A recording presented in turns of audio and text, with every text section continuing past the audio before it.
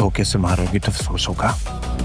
सामने से वार करो, तुम्हारी खातिर अपनी जिंदगी भी वार दूंगा तुम पे। कि जो जाल तुमने बुना था ना, उसमें मैं फंस चुकी हूँ।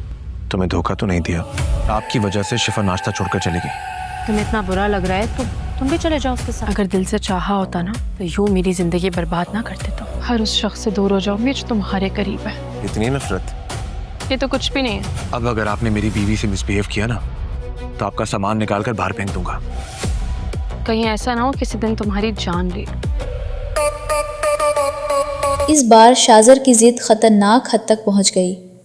भाई शिफा शाज़र के साथ बाहर जाने के लिए बिल्कुल राज़ी नहीं थी, लेकिन भाई और भाभी के दबाव में उसे जाना पड़ा।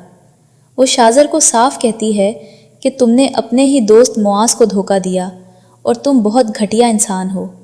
लेकिन भाई शाज़र को ज़रा भी शर्मिंदगी नहीं होती।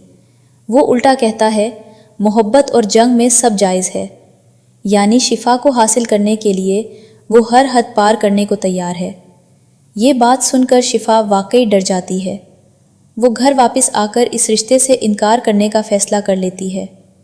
लेकिन दूसरी तरफ शाज़र भी खामोश बैठने वाला नहीं। वो अपने बाप के सामने जाकर खड़ा हो जाता है और साफ कहता है मुझे शिफा से शादी करनी है।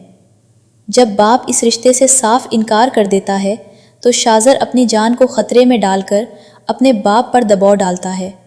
वो धमकी देता है कि अगर मेरी बात ना मानी तो मैं ख़ुद को ख़त्म कर दूंगा। आखिरकार बाप मजबूर हो जाता है और अब वो शिफा के घर शादी की तारीख तय करने जाने वाला है।